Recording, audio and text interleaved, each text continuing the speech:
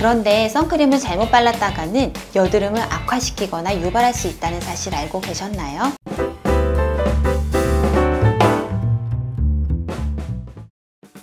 안녕하세요. 피부과 전문의 이혜영 원장입니다. 여름철 스킨케어 단계에서 가장 꼼꼼히 챙겨줘야 하는 것이 바로 자외선 차단제, 선크림인데요. 그런데 선크림을 잘못 발랐다가는 여드름을 악화시키거나 유발할 수 있다는 사실 알고 계셨나요? 하지만 선크림을 바르지 않으면 자외선에 의한 자극이 피지 분비를 촉진시킬 수 있기 때문에 반드시 발라주기는 해야 하는데요. 그래서 오늘은 여드름을 악화시키는 선크림 성분과 올바른 선크림 사용법에 대해서 알려드리도록 하겠습니다.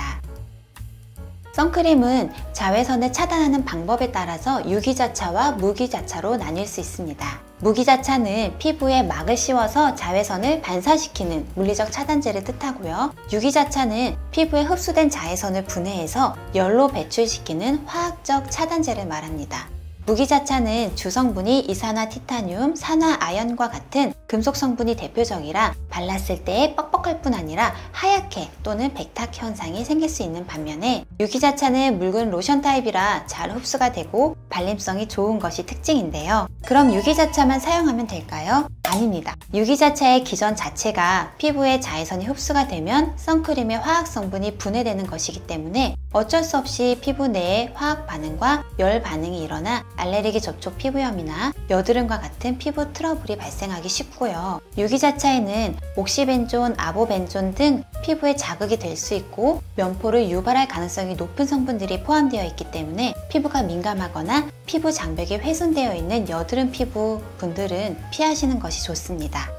그렇다면 무기자차는 여드름 피부에 괜찮을까요? 무기자차의 주 성분으로는 티타늄 다이옥사이드, 징크 옥사이드 등이 있는데요. 무기자차는 주 성분이 순하고 피부에 자극이 적은 것으로 알려져 있어서 민감성 피부, 유아용, 산모용으로 많이들 사용하시지만 이 역시 여드름 피부라면 사용 시 주의하셔야 합니다. 그 이유를 알려면 여드름이 생기는 원인을 살펴볼 필요가 있는데요. 우리의 피부는 피지를 생성하고 배출하는 일을 반복하는데 이때 각질이나 노폐물 등이 피지가 배출되는 통로를 막고 있으면 여드름이 발생하게 됩니다.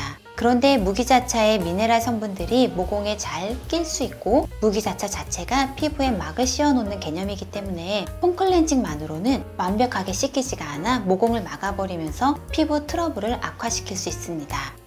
유기자차는 기전에 의한 자극이나 일부 성분이 걱정이 되고 무기자차는 모공에 끼거나 잘 씻기지 않는다고 하는데 그럼 대체 어떤 선크림을 사용해야 할까요? 저는 무기자차를 사용하시되 반드시 이중 세안을 하시라고 말씀드리고 싶습니다. 무기자차 선크림을 발랐을 때는 메이크업을 지울 때와 마찬가지로 클렌징 로션이나 크림으로 1차 세안을 반드시 해주시고요. 클렌징 폼으로 2차 세안을 해주셔야 합니다. 자외선 차단 지수인 SPF는 SPF 30 정도 사용하실 걸 추천드리는데요. 그 이유는 SPF 50 이상의 자외선 차단제를 사용할 경우 SPF를 높이기 위한 특정 성분이 끈적이고 피부에 자극을 유발해서 여드름이 더 심해질 수 있기 때문입니다. 또한 여름에는 땀이나 물에도 잘 지워지지 않는 워터프루프 선크림을 많이들 사용하시는데요. 워터프루프 성분 자체가 자극이 되는 것은 아니지만 워터프루프 선크림에는 오일 성분이 많이 함유되어 있고 지우려면 과하게 여러 번 씻어내야 하기 때문에 피부에 자극이 될 수 있으므로 사용 시 각별한 주의가 필요합니다.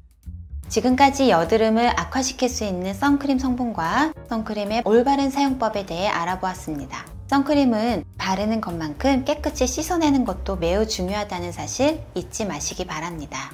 오늘 영상이 도움이 되셨다면 구독, 좋아요, 알림 설정 부탁드리고요. 선크림과 여드름에 대한 보다 궁금한 점은 아래 댓글이나 연세스타 피부과 카카오톡 채널로 문의 주시기 바랍니다. 지금까지 피부과 전문의 이혜영 원장이었습니다. 감사합니다.